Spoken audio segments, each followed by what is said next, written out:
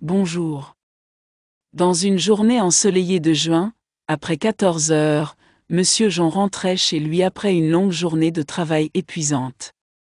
Des documents et des dossiers étaient passés du bureau de Madame Amélie au bureau de Madame Nadine. Des papiers avaient été tamponnés par le bureau des autorisations et étaient ensuite retournés au bureau du rez-de-chaussée. En repensant à cette journée alors qu'il marchait chez lui, sous une chaleur accablante, tout ce à quoi il pensait était que cette journée fatigante était enfin terminée. Le cauchemar était terminé et il pouvait enfin respirer. Alors qu'il prenait une profonde inspiration et expirait profondément, il leva les yeux et voit quelque chose de bizarre devant lui, il voit quelque chose de blanc transparent qui bougeait devant lui, tissé de fils et de cercles, des formes transparentes jouaient et se déplaçaient devant lui. Il essaya de tendre la main pour attraper l'une d'entre elles, mais chaque fois que sa main s'approchait, elle disparaissait instantanément.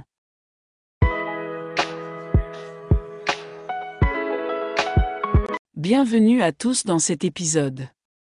Nous allons répondre à la question: quelles sont ces choses flottantes que nous voyons devant nos yeux? Avant de commencer, si vous êtes nouveau sur la chaîne, n'oubliez pas de vous abonner et d'activer la cloche pour recevoir nos vidéos en premier. Même si cela vous est arrivé une seule fois, comme dans la situation de Monsieur Jean où des choses étranges flottaient devant ses yeux, surtout si vous regardez vers le soleil ou toute autre source de lumière, elles ressemblent à de petits verres ou à un ensemble de points et de cercles irréguliers. Si vous essayez de vous concentrer dessus directement, vous verrez qu'ils disparaissent devant vous, vous obligeant à regarder ailleurs. Ils réapparaissent parfois dans votre champ de vision, et si vous essayez de les toucher, vous constaterez qu'ils n'existent pas. La plupart d'entre nous ont fait expérience de cette situation. Si vous essayez de vous laver le visage ou les yeux pour les faire disparaître, vous n'avez pas besoin de le faire. Vous avez simplement fait expérience d'un phénomène courant appelé « flotteur de l'œil ». Ce que vous voyez n'est pas des créatures vivantes, des vers ou des insectes volants, mais ce ne sont même pas des objets réels flottant dans l'air. Alors, qu'est-ce que c'est et comment les voyons-nous? Eh bien, ce que vous voyez est en fait des corps à l'intérieur de vos propres yeux, sans aucun rapport avec l'environnement extérieur ou l'air. Pour comprendre cela et en connaître la raison, nous devons d'abord comprendre comment l'œil humain voit. L'œil humain contient une partie très importante appelée la rétine, une fine couche située à l'intérieur de l'œil, dont l'épaisseur ne dépasse pas celle d'une feuille de papier. Elle contient plusieurs couches de cellules et de fibres nerveuses, y compris celles qui aident à la vision nocturne et celles qui aident à voir et distinguer les couleurs. Le scénario de la vision se déroule comme suit: la lumière extérieure tombe sur un objet donné, par exemple un livre ou un magazine, puis cette lumière réfléchie est captée par l'œil. Dès que la lumière atteint la rétine, elle est traitée par ses fibres et ses cellules réceptrices de lumière, qui déterminent immédiatement si le livre contient des couleurs, si l'éclairage ambiant est faible ou si la lumière provient d'une source lumineuse puissante. Une fois que toutes ces données sont traitées et que la situation est diagnostiquée, elles sont transmises sous forme d'impulsions nerveuses à travers le nerf optique, qui les transmet directement au cerveau. C'est là qu'interviennent quelques processus et opérations pour finalement afficher l'image dans sa forme finale. Donc, en résumé, la lumière tombe sur la rétine, puis elle est transmise au cerveau via le nerf optique, et c'est ainsi que nous voyons. Mais quel est le lien avec les corps flottants que nous voyons devant nos yeux? Eh bien, le lien réside dans le fait que si un dysfonctionnement se produit dans ce processus de transmission de la lumière ou si quelque chose bloque la rétine pendant qu'elle reçoit la lumière, cela apparaîtra dans votre champ de vision sous forme de corps flottants. Alors, qu'est-ce qui peut bloquer la rétine? C'est là que le liquide présent dans l'œil, appelé le liquide vitré, entre en jeu. La rétine se trouve à l'arrière de l'œil, et entre elle et la partie avant se trouve une grande quantité de liquide gélatineux transparent appelé liquide vitré. Ce liquide remplit tellement l'œil qu'il représente plus des 2/3 de son poids. Il est crucial et n'est pas sécrété en continu mais est présent en quantité limitée. Si ce liquide est endommagé ou épuisé, il ne peut pas être régénéré.